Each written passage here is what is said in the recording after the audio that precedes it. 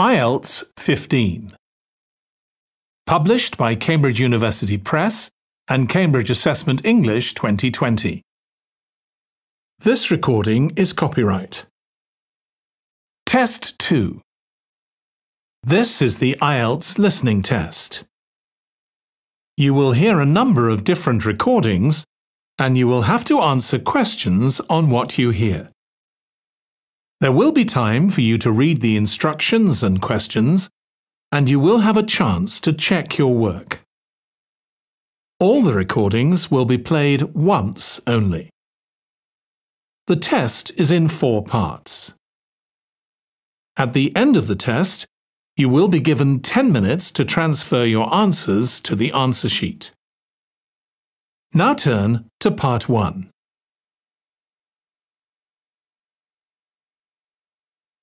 Part 1. You will hear a woman calling a tourist information office to ask about a festival. First, you have some time to look at questions 1 to 4.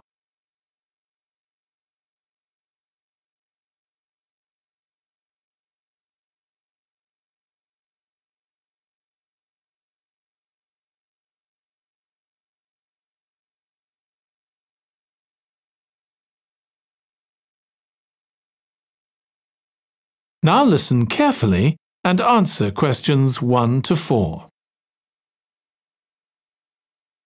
Good morning. You're through to the Tourist Information Office. Tim speaking. How can I help you? Oh, hello.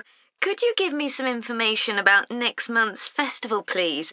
My family and I will be staying in the town that week. Of course. Well, it starts with a concert on the afternoon of the 17th. Oh, I heard about that.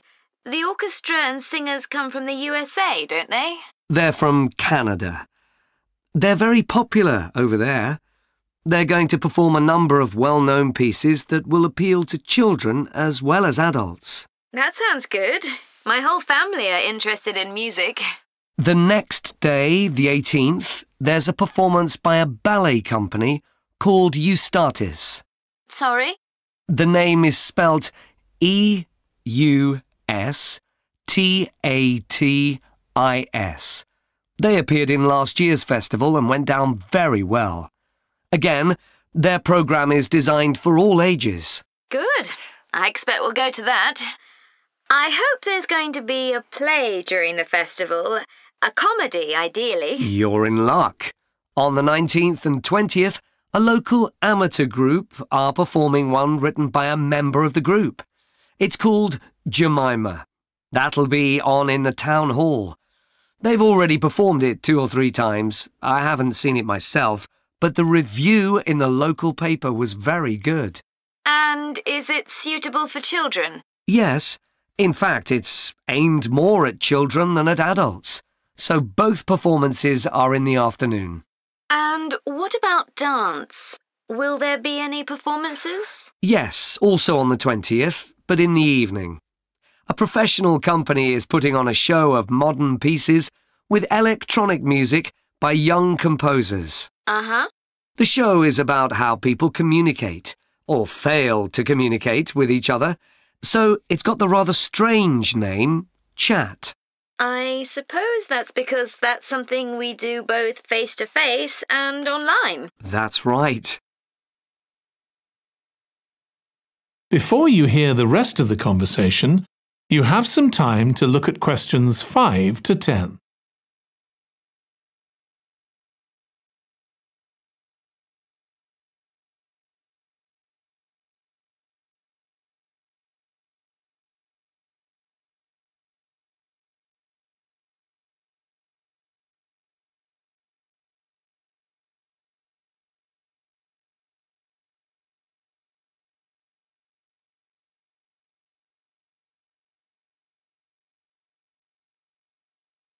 Now listen and answer questions 5 to 10. Now, there are also some workshops and other activities. They'll all take place at least once every day, so everyone who wants to take part will have a chance. Good. We're particularly interested in cookery.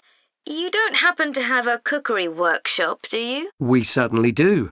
It's going to focus on how to make food part of a healthy lifestyle. And it'll show that even sweet things like cakes can contain much less sugar than they usually do. That might be worth going to. We're trying to encourage our children to cook. Another workshop is just for children, and that's on creating posters to reflect the history of the town. The aim is to make children aware of how both the town and people's lives have changed over the centuries.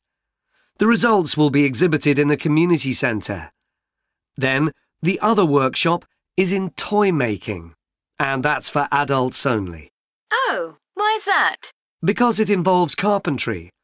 Participants will be making toys out of wood, so there'll be a lot of sharp chisels and other tools around. It makes sense to keep children away from it. Exactly. Now, let me tell you about some of the outdoor activities. There'll be supervised wild swimming. Wild swimming? What's that? It just means swimming in natural waters, rather than a swimming pool. Oh, okay. In a lake, for instance. Yes. There's a beautiful one just outside the town, and that'll be the venue for the swimming. There'll be lifeguards on duty, so it's suitable for all ages. And finally, there'll be a walk in some nearby woods every day. The leader is an expert on insects. He'll show some that live in the woods and how important they are for the environment. So there are going to be all sorts of different things to do during the festival. There certainly are. If you'd like to read about how the preparations for the festival are going, the festival organizer is keeping a blog. Just search online for the festival website, and you'll find it. Well, thank you very much for all the information. You're welcome. Goodbye. Goodbye. That is the end of part 1. You now have 1 minute to check your answers to part 1.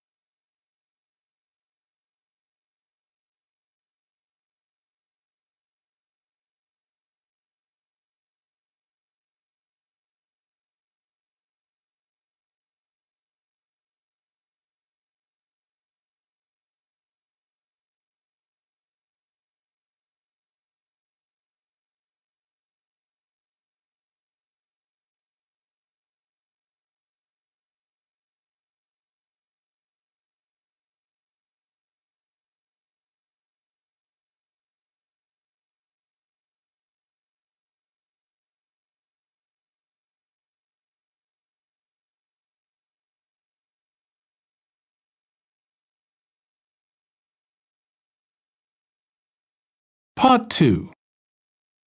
You will hear part of a talk to a gardening club about a local park.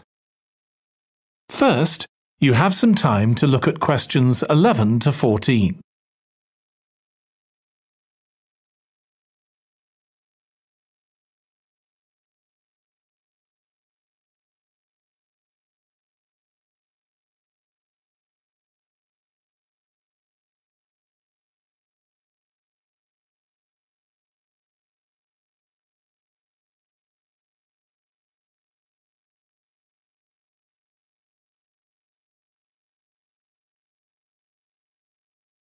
Now listen carefully and answer questions 11 to 14. I'm very pleased to welcome this evening's guest speaker, Mark Logan, who's going to tell us about the recent transformation of Minster Park. Over to you, Mark. Thank you. I'm sure you're all familiar with Minster Park. It's been a feature of the city for well over a century, and has been the responsibility of the City Council for most of that time. What perhaps isn't so well known is the origin of the park. Unlike many public parks that started in private ownership, as the garden of a large house, for instance, Minster was some wasteland, which people living nearby started planting with flowers in 1892. It was unclear who actually owned the land, and this wasn't settled until 20 years later, when the council took possession of it. You may have noticed the statue near one of the entrances. It's of Diane Gosforth, who played a key role in the history of the park. Once the council had become the legal owner, it planned to sell the land for housing. Many local people wanted it to remain a place that everyone could go to enjoy the fresh air and natural environment.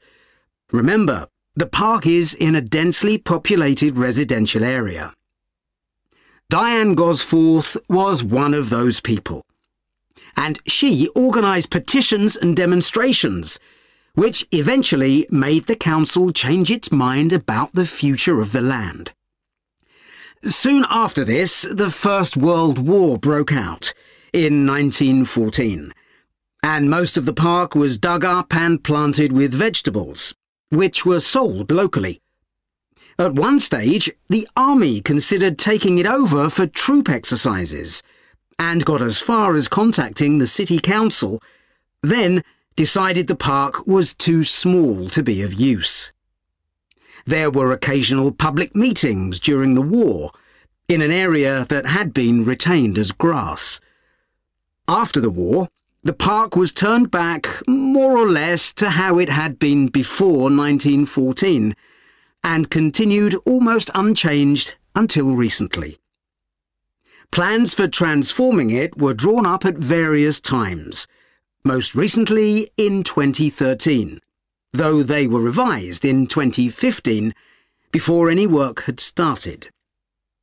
The changes finally got going in 2016 and were finished on schedule last year. Before you hear the rest of the talk, you have some time to look at questions 15 to 20.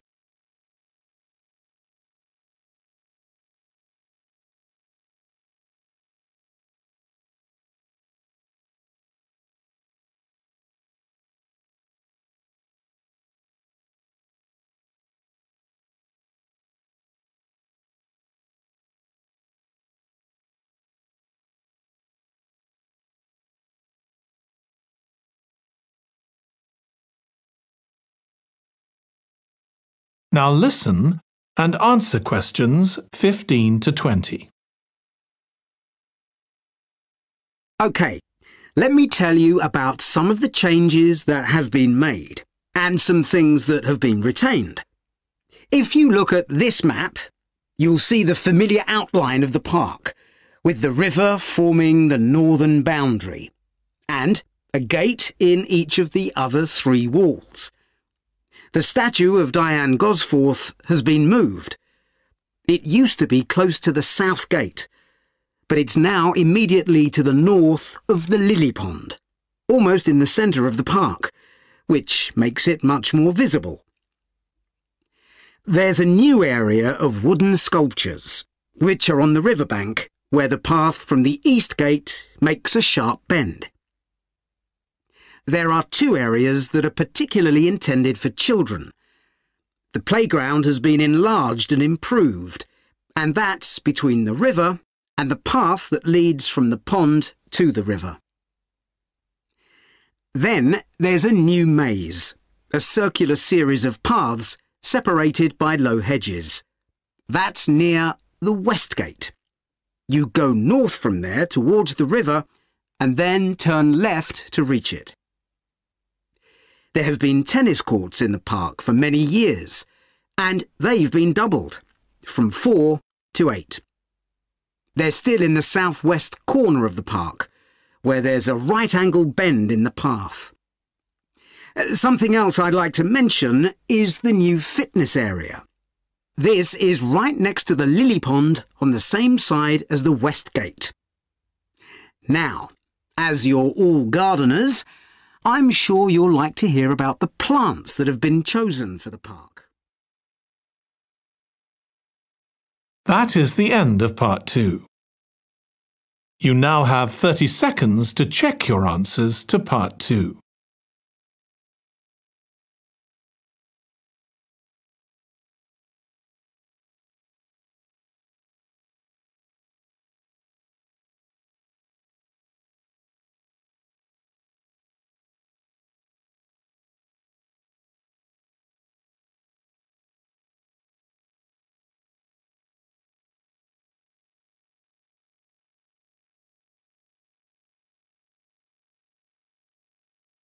Part 3. You will hear two students of English called Kathy and Graham planning a display on 19th century British life and literature for a university event. First, you have some time to look at questions 21 to 24.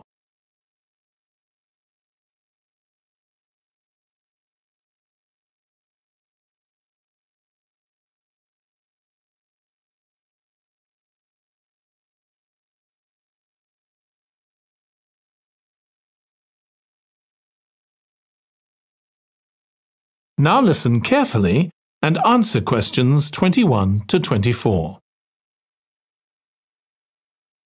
OK, Graham, so let's check we both know what we're supposed to be doing. OK.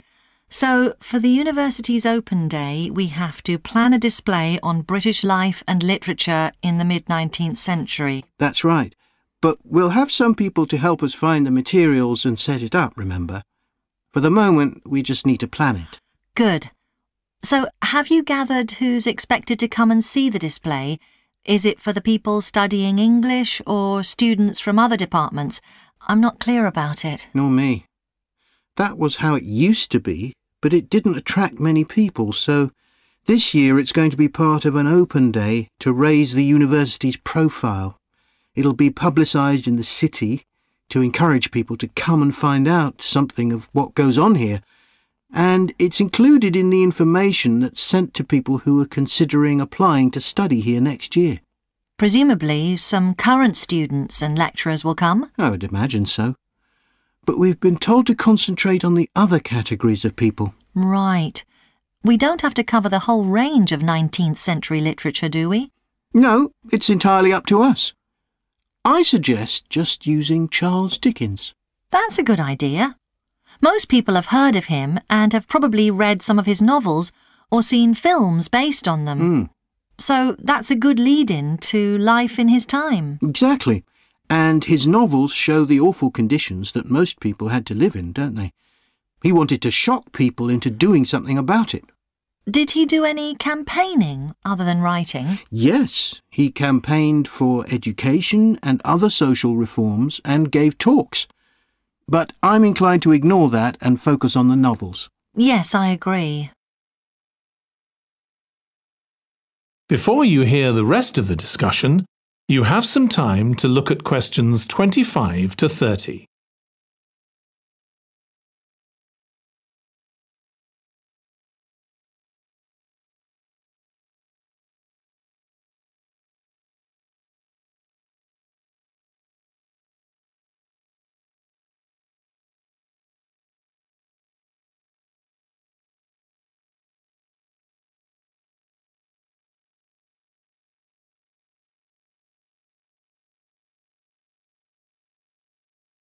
Now listen and answer questions 25 to 30.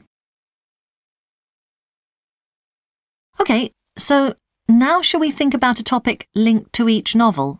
Yes, I've printed out a list of Dickens's novels in the order they were published, in the hope you'd agree to focus on him. You're lucky I did agree. Let's have a look.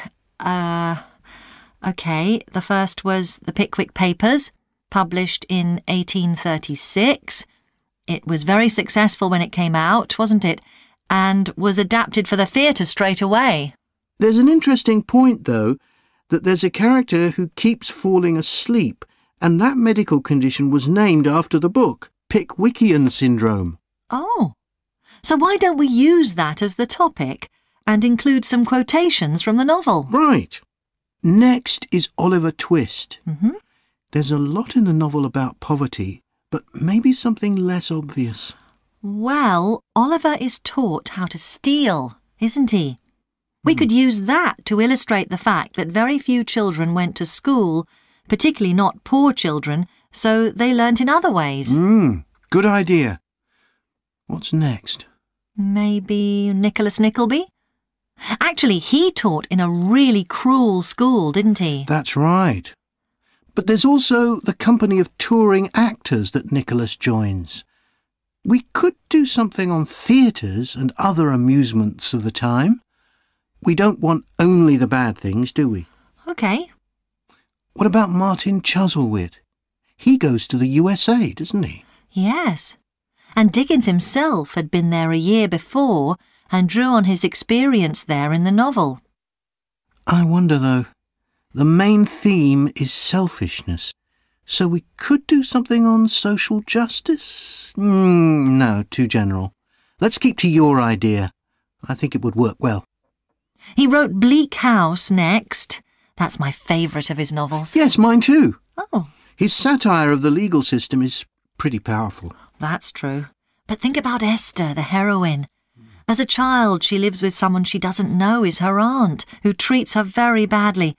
Then she's very happy living with her guardian, and he puts her in charge of the household. And at the end, she gets married, and her guardian gives her and her husband a house, where, of course, they're very happy. Yes, I like that. What shall we take next? Little Dorrit?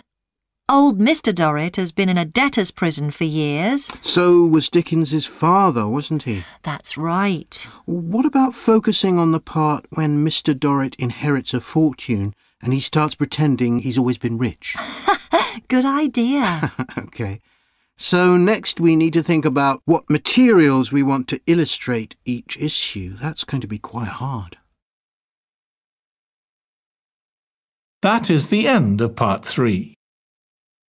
You now have 30 seconds to check your answers to part 3.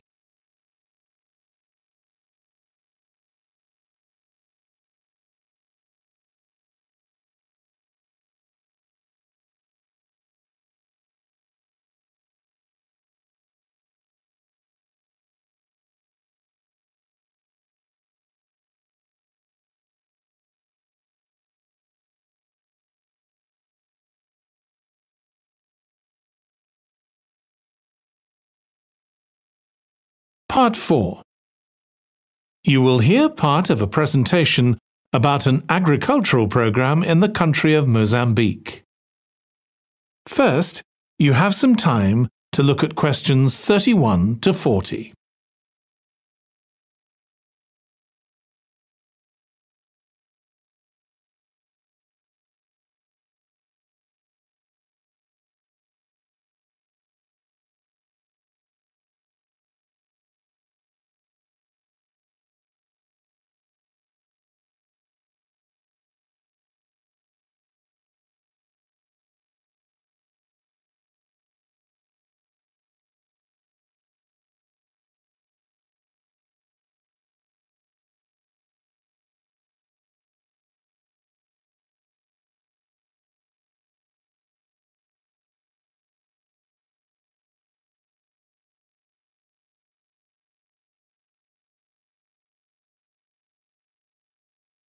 Now listen carefully and answer questions 31 to 40.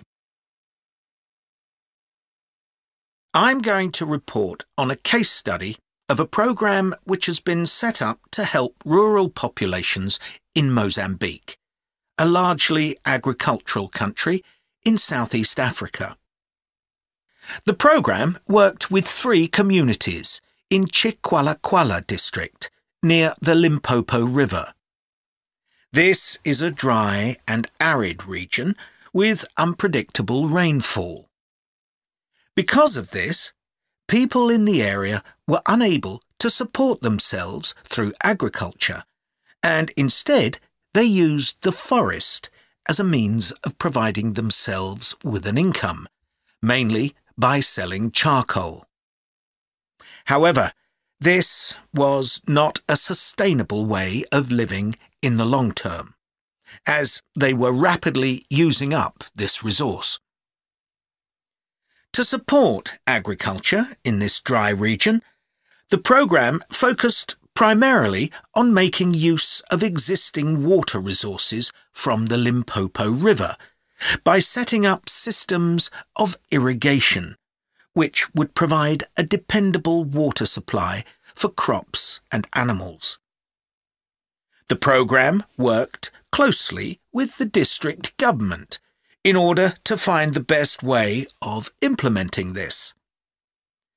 The region already had one farmers' association, and it was decided to set up 2 more of these.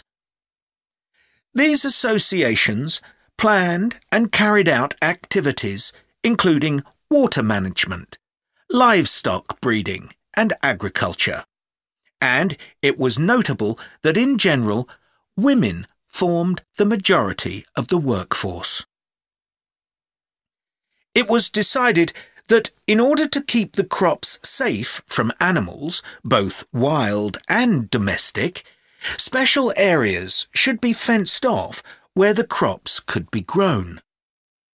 The community was responsible for creating these fences, but the programme provided the necessary wire for making them. Once the area had been fenced off, it could be cultivated. The land was dug so that vegetables and cereals appropriate to the climate could be grown, and the programme provided the necessary seeds for this. The programme also provided pumps so that water could be brought from the river in pipes to the fields. However, the labour was all provided by local people, and they also provided and put up the posts that supported the fences around the fields.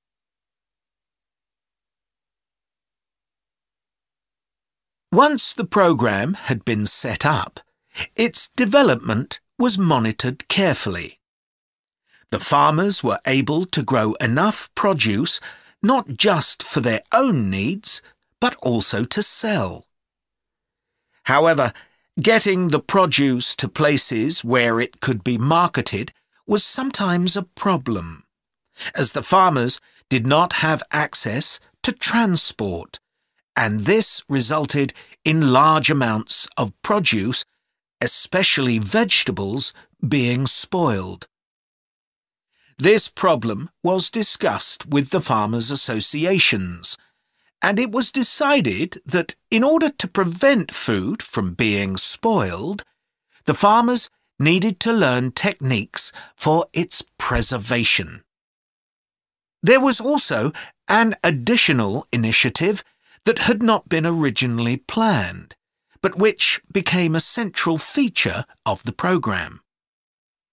This was when farmers started to dig holes for tanks in the fenced-off areas and to fill these with water and use them for breeding fish, an important source of protein.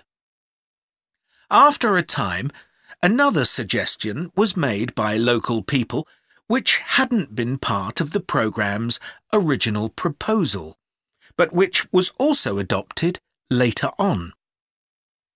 They decided to try setting up colonies of bees, which would provide honey both for their own consumption and to sell. So, what lessons can be learned from this programme? First of all, it tells us that in dry, arid regions, if there is access to a reliable source of water, there is great potential for the development of agriculture. In Chiqualaquala, there was a marked improvement in agricultural production, which improved food security and benefited local people by providing them with both food and income. However, it's important to set realistic timelines for each phase of the programme, especially for its design, as mistakes made at this stage may be hard to correct later on. The programme demonstrates that sustainable development is possible in areas where there is. That is the end of part 4. You now have 1 minute to check your answers to part 4.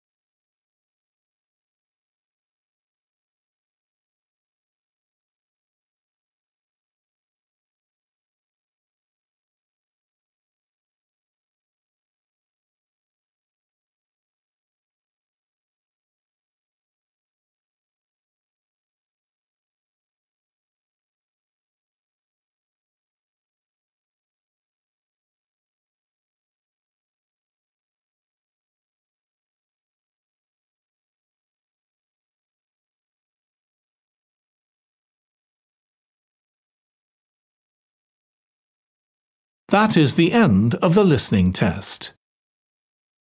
In the IELTS test, you would now have 10 minutes to transfer your answers to the answer sheet.